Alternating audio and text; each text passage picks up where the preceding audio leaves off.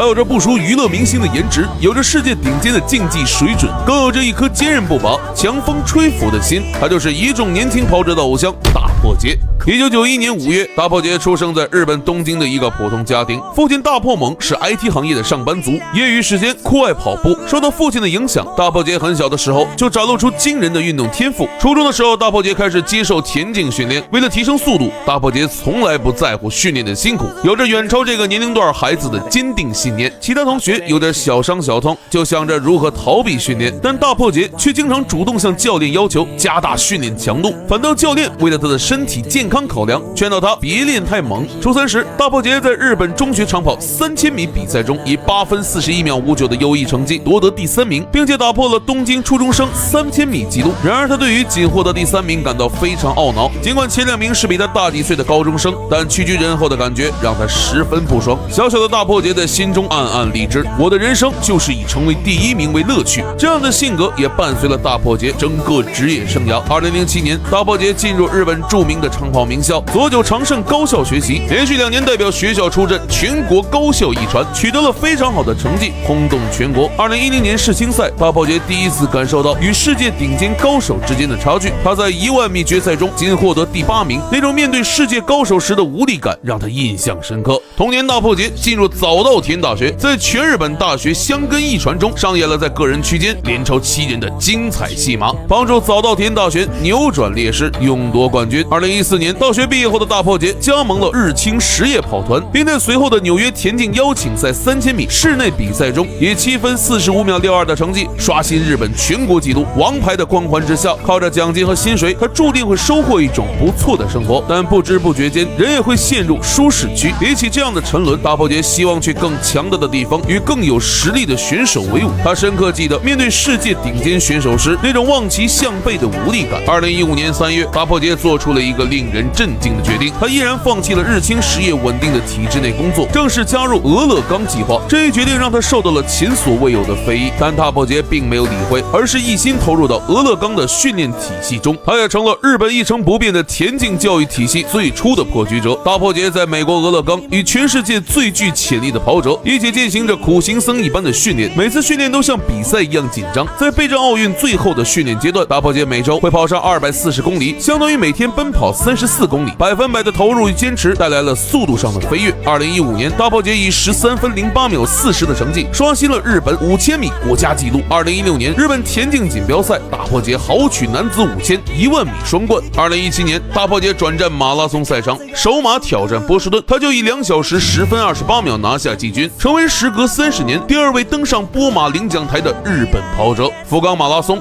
大破节以2小时7分19秒的成绩获得第3名，成为日本马拉松历史上跑得最快的第5人。2018年，在芝加哥马拉松上，大破节又以2小时05分50秒再破日本纪录，不可辨别的实力也使得他出走美国时的非议不攻自破。2019年3月的东京马拉松，日本民众都迫切的希望大破节再次创造日本马拉松纪录，但事与愿违。25公里时，大破节在雨中失温，最终无奈退赛，这也是大破节职业生涯第1次退赛。然而屋漏偏逢连夜雨，9月的东京奥运会马拉松选拔赛上，大破节在最后冲刺时刻连续被中村将吾和服部勇马2名选手反超，最终只获得了第3名，只能依靠日本马拉松纪录的特权自动获得奥运的第3个名额。但立志要做第1的大破节又怎敢忍受依靠地补代表国家参加奥运的耻辱，于是他选择主动求变，前往肯尼亚高原训练，为第2年的东马做准备。2020年3月，东京马拉松如期而至，在38公里处，大破节出现了岔气，他按着侧腹调整忍痛跑到最后，最终大破节怒吼着挥动右拳，以2小时05分29秒再次刷新了日本马拉松纪录，并成功拿下奥运门票。2021年东京奥运会马拉松项目比赛中，大破节以2小时10分41秒的成绩取得第6名，创造了日本马拉松在奥运会上的最佳成绩。随后正式退役。面对质疑，他说：“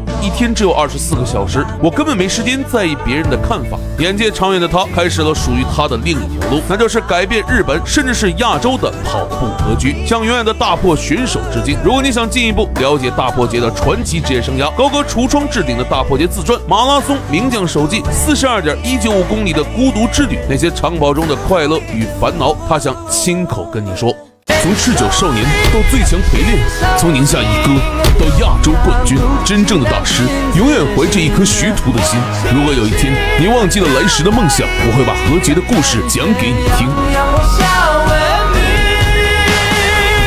1998年12月，何洁出生在宁夏回族自治区平罗县灵沙乡的一个农村家庭。都说穷人家的孩子早当家，何洁从小就帮父母干农活，分担压力，从而培养了踏实能吃苦的品格，这也为今后她从事马拉松运动奠定了基础。小学5年级时，何洁就展现了良好运动天赋，在校运会上一举拿下800米和1500米2项冠军。老师觉得她是个练习跑步的好苗子，于是鼓励她参加业余训练。何洁坦言，起初体育对她而言只是爱好，直到2014年，宁夏田径队的教练到基层选拔队员，正在上初中的何洁被教练看中，并把她带到了专业队。何洁这才开始了正规的田径训练。何洁第一次展现出自己在体育方面的潜能，是在2014年的宁夏回族自治区运动会上，在5000米的比赛中，15岁的何洁在第2圈不幸被后面跟跑的运动员踩掉了跑鞋。此时距离比赛结束还有足10圈，她只能弓着脚忍痛跑完剩下的比赛，并靠着顽强的毅力拿下了1枚银牌。赛后，脚底已经磨出血的何洁被教练背出了体育场，但仅仅隔了1天，脚伤未愈的何洁再次站上了10000米的起跑线，又拿下了1枚银牌。随后，何洁赤脚夺银的事迹在运动员中广为流传。遗憾的是，2场比赛过后，何洁的运动生涯进入了瓶颈期，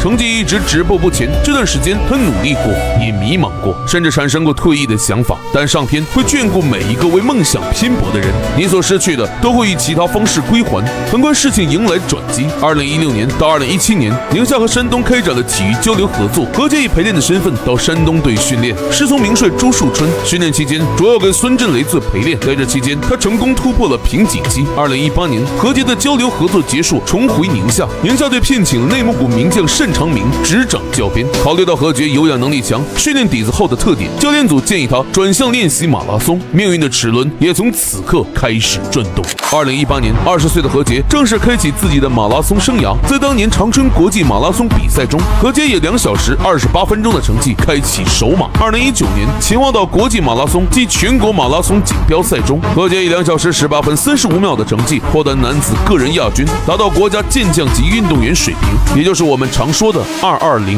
2020年南京锦标赛，何洁把成绩又提高到了2小时15分33秒。同年，何洁入选了中国国家马拉松集训队。南京比赛后，何洁结识了现队的教练肖丽，开启了职业生涯的又一段历程。当时，彭建华达到了东京奥运会参赛标准之后，中国田协希望肖丽教练给彭建华找几个陪练，一来是为了帮助彭建华训练，二来则是为巴黎奥运周期培养人才。当时，肖丽教练就想找一个在其他省队不受重视又具有一定能力的运动员，而何洁完美符合了他的要求。几经波折后，何洁成功来到了肖丽教练的麾下，开启了职业生涯第2次陪练之旅。在一开始，在为彭建华陪练的过程中，何洁连一半都陪不了，这也让他第一次感受到和国际顶尖马拉松运动员的差距。不过，何洁最擅长的就是坚持，这也是他从小就具备的品质。就这样坚持练了几个月后，他不知不觉的能跟上彭建华的最后3公里。在随后的2021年徐州马拉松上，何洁跑出了2小时12分00秒的好成绩，将自己的最好成绩再次提升了3分钟。这个成绩达到国际级运动健将标准。仅仅1个月后，在2021淮安马拉松比赛中，何洁以2小时14分14秒的成绩获得个人职业生涯第1个全马冠军。就在这时，宁夏队提出让何洁回去训练，为即将开始的全运会做准备。肖丽教练几经沟通无果后，无奈只能让他回去。就在他让何洁离队的第2天，何洁又出现在了训练场上。一向大大咧咧的何洁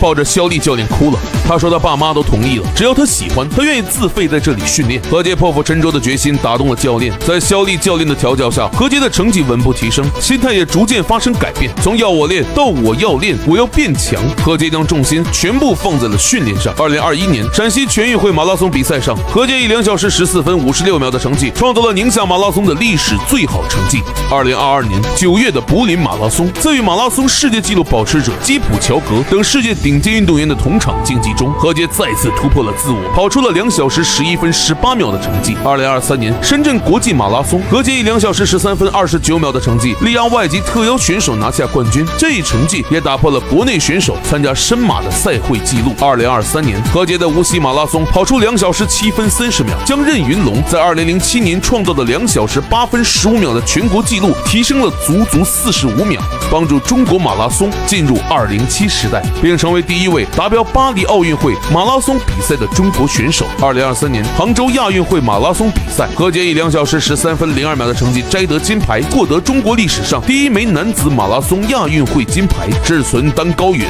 无愧少年梦。从2014年投身专业训练到2024年改写中国马拉松历史，何洁10年磨一剑，凭借着自律、坚持和血性，实现了中国马拉松的突破。然而，何洁的逆袭之路还远远没到结束的时候。2024年第10届无锡马拉松暨巴黎奥运会马拉松选拔赛上，何洁以2小时06分57秒的成绩完赛，刷新中国马拉松纪录的同时，也将中国马拉松首次带入206时代。从2008到2007，中国马拉松苦苦等待了16年，而从2007到2006，何洁仅用了1年时间。冰心曾说，成功的花，人们只惊现它现实的明艳，然而当初它的芽儿浸透了奋斗的泪泉，洒满了牺牲的血液。我想这句话正是何洁这一路走来的景象。